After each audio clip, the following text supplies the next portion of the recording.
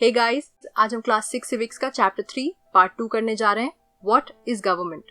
Part 1 में हमने काफी कुछ इंपॉर्टेंट कवर कर लिया था और आज हम इस चैप्टर को कंप्लीट करने वाले हैं। So let's start.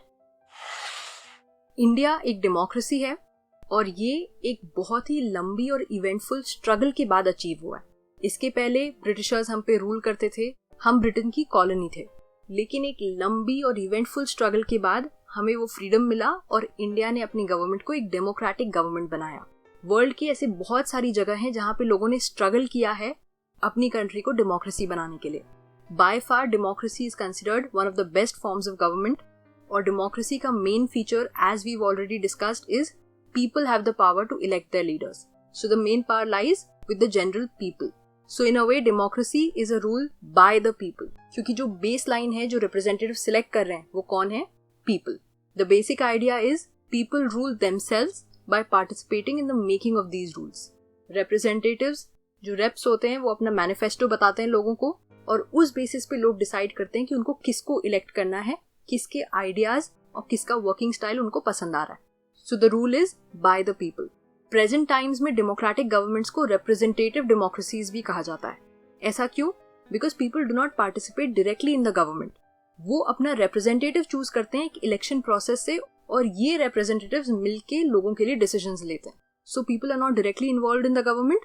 एक रिप्रेजेंटेटिव चूज हो रहा है जो डेमोक्रेसी को रन कर रहा है। So democratic governments are also called representative democracies. और एक चीज आपको मालूम होनी चाहिए कि हर डेमोक्रेसी का एक एसेंशियल एलिमेंट होता है। अगर वो नहीं है तो you can not call the government a democracy, और वो है यूनिवर्सल अडल्ट फ्रेंचाइज। इसका मतलब क्या होता है? इसका मतलब होता है कि एक कंट्री में every adult is allowed to vote. Past में ऐसा एक टाइम था जब विमेन और जो पुअर थे उनको इलेक्शंस में पार्टिसिपेट करना अलाउड नहीं था। So that was not universal adult franchise, क्योंकि वो अडल्ट्स थे but they were discriminated against, right? So in the earliest forms of democracy only educated men who owned property were allowed to vote. तो women और poor, propertyless या uneducated people were not allowed to vote. Adult hona was not the only criteria. There were other criteria which had to be fulfilled, and therefore it was not universal adult franchise. Even India में भी before independence only a small group of people was allowed to vote. और फिर कई लोगों ने ऐसा demand किया कि हर अडल्ट को वोट करने का राइट होना चाहिए। फॉर एग्जाम्पल, गांधी जी ने भी यंग इंडिया जर्नल में 1931 में इस इशू पे लिखा था। The idea was कि हर अडल्ट को राइट होना चाहिए वोट करने का और अपनी गवर्नमेंट सिलेक्ट करने का। और ये प्रॉब्लम सिर्फ इंडिया में नहीं थी। यूएसए और यूरोप में भी women and the poor had to fight for participation in government. उनको भी वहाँ पे वोट करना अलाउड नहीं था और उनको भी अपने इस राइट के लिए लड़ाई करनी पड़ी। फर्स्ट वर्ल्ड वॉर के अराउंड विमेन की जो स्ट्रगल थी वोट करने की, वो और स्ट्रेंथन हो गई।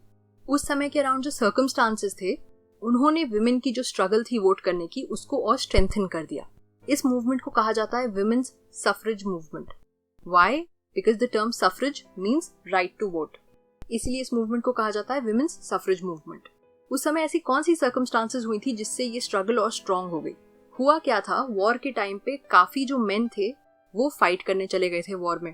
तो ऐसे बहुत से काम थे जो पहले मेन के काम समझे जाते थे, मतलब जो सिर्फ मेल्स कर सकते हैं, लेकिन अब क्योंकि मेल्स सब वॉर लड़ने गए थे, सो विमेन को आगे आके ये काम करने पड़े। तो पहले जो काम सिर्फ समझे जाते थे कि मेल्स कर सकते हैं, विमेन भी अपने आप को ऑर्गेनाइज करके और मैनेज करके वो सब काम करने लग गई थी।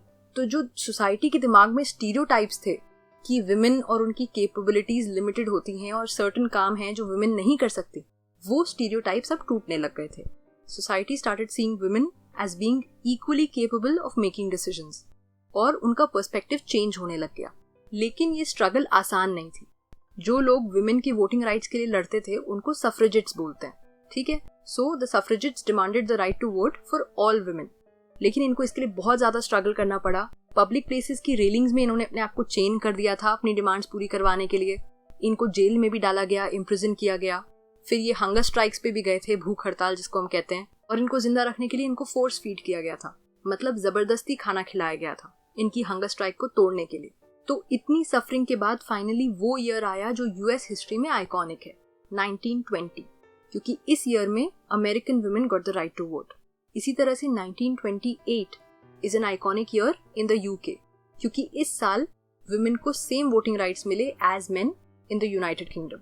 सो सफ्रेजेट्स ने जितना भी स्ट्रगल किया, that finally paid off and almost all over the world women today have equal voting rights as men.